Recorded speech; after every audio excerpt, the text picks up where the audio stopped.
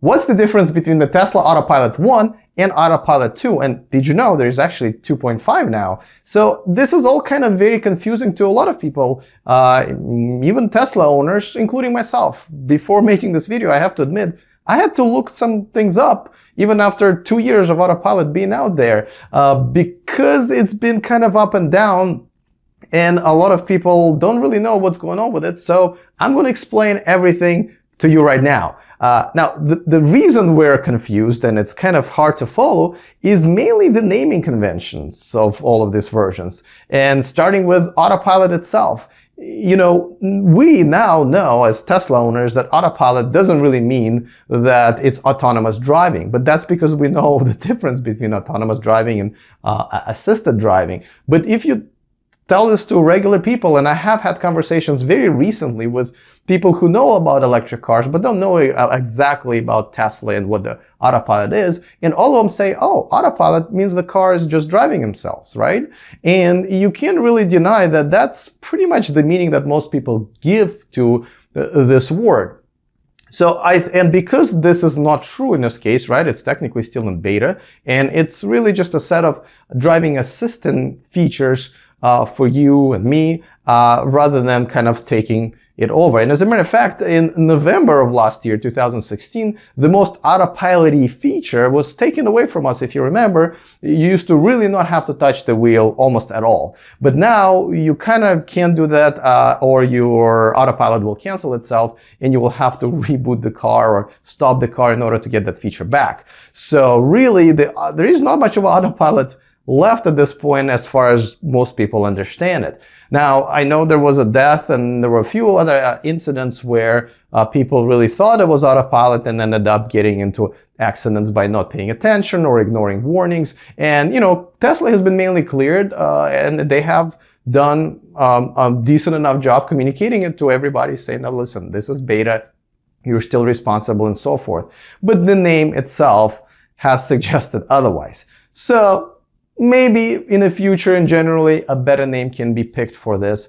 But now let's talk about versions. And this is where the confusion is, you know, coming in. I'm going to leave 2.5 for a second and we'll talk about it a little bit later. But let's talk about 1.0 versus 2.0. Now, you know, it's been 2 years since the Autopilot was introduced in November of October 9th, 2014. So originally it was done with partnership of this Israeli company called Mobileye. They've developed pretty much everything and Tesla was doing it in partnership with them.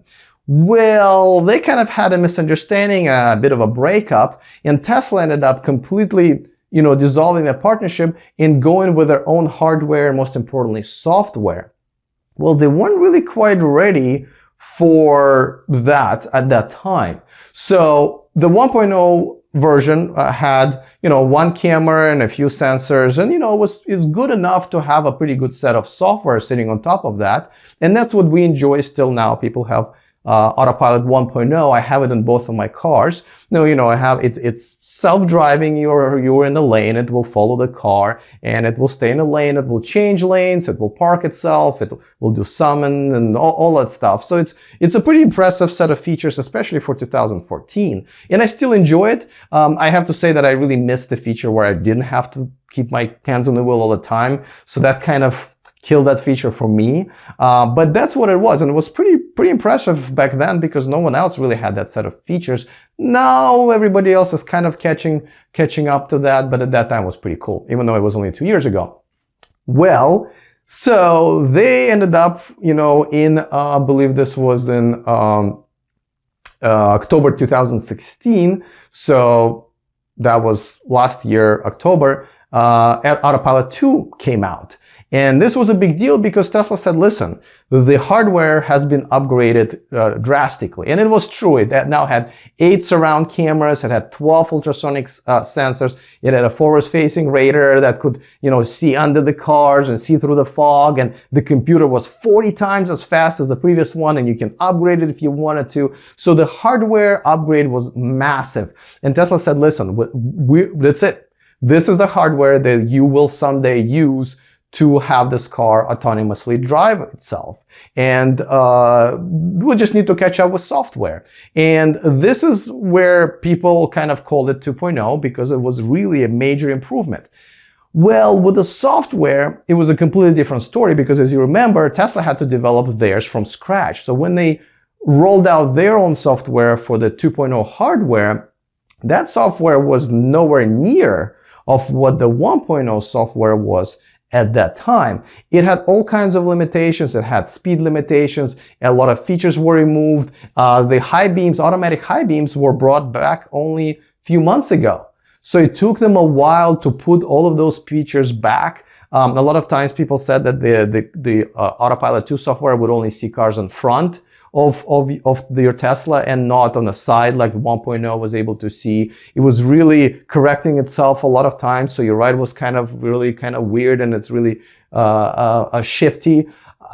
It's gotten better and better and better, and I'm making this video in September of 2017, and the set of features is pretty similar. I actually have a loaner car right now, and it's brand new, so it has 2.5 hardware, actually, definitely 2.0 software on it for sure. And it's been pretty same, as I can't see that many differences anymore. But in the beginning, it had almost nothing. As a matter of fact, some people tried suing Tesla. I really haven't researched what happened to those cases by saying, hey, you told us this is going to be 2.0, and it really is going backwards from 1.0 really into beta stage.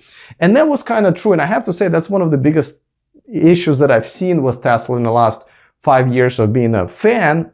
I thought that could have been handled a little bit differently, and people probably should have been either given a choice between 1.0 and 2.0, or if that wasn't even a possible, at least be told that 2.0 software wasn't as ready as 1.0. So for the longest time until now, people who would bought brand new cars could not enjoy the same Autopilot features as we have enjoyed for now 2 years, us having cars with 1.0 software. So just to review, the hardware, the 2.0 hardware has made a huge leap, and the new hardware is amazing, but the software actually went back. And so it's only now catching up to the 1.0. Now, if you're watching this video, later in the year or the next year or the year after that, I'm sure it will run away big time because they pretty much have all the hardware, and it's just a matter of rolling out those features all the way to autonomous driving. So that's pretty cool. It depends when you're watching this video. But it's been kind of a weird year for those people who've been buying these cars with a much better hardware, but a digression of the previous version of the software. Now, I mentioned 2.5. Now, that came out in August, so last month. I don't know who called it 2.5. I'm not really sure if Tesla did or just the media did, but that's another unfortunate name because 2.5 compared to 2.0, usually when we talk software, that's a huge leap. It's halfway to the next version. But in this case, they just created they put a extra hardware to have sort of a backup processing power. So they made the computer a little bit more powerful. And that was pretty much it. As a matter of fact, Tesla has been really trying to downplay it and saying that's just a little tweak.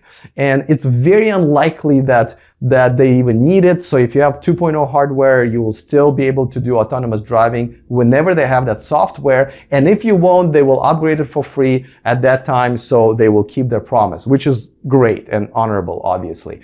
But 2.5 is probably not the right name for it.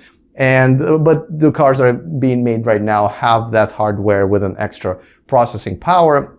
Though I've mentioned earlier that you can replace your entire computer with 2.0's hardware into something more powerful in the future, and that will be your upgrade, really. So I hope I have cleared the air here. Now, this situation has been kind of moving, and depending on when you're watching this video, and it's really up to you to decide. So for example, all throughout this one last year, when people were thinking about, well, I really want to buy a Tesla because of the Autopilot, I suggested that, hey, you're better off getting maybe a certified pre-owned from Tesla with a 1.0. It will cost you $20,000, $30,000 less with, reasonable mileage. And then once the 2.0 software really bypasses where the 1.0 software is at this point, then you upgrade to a brand new one with a new hardware. Because right now you buy hardware that's kind of going to be useless for a year or even a bit more. Now, September 2017, they're pretty much neck and neck. So if you're looking for autopilot, you're probably better off from now on buying a hardware, especially the 2.0 hardware, especially if you really just want latest and greatest, right? And obviously the resale value will be much higher because that car will be capable and would get better as the software keeps rolling out, where the 1.0 is kind of stopped in the past. All right, so I hope I cleared the air here. Just like I said, I had to do some research to figure it all out. I hope you guys, I know, if you have any comments, if you have any questions, definitely I'll be happy to answer. Probably will have to do a little more research, but that's perfectly fine. Put them down there in the comment section. And if you think I missed something, or if there's some news that happened after I made this video, go ahead. I'd love to get those comments rolling. I'd love to get this thread updated with the news. So by all means, I always love comments. So that's pretty much it. I will see you guys next time, and remember to stay charged.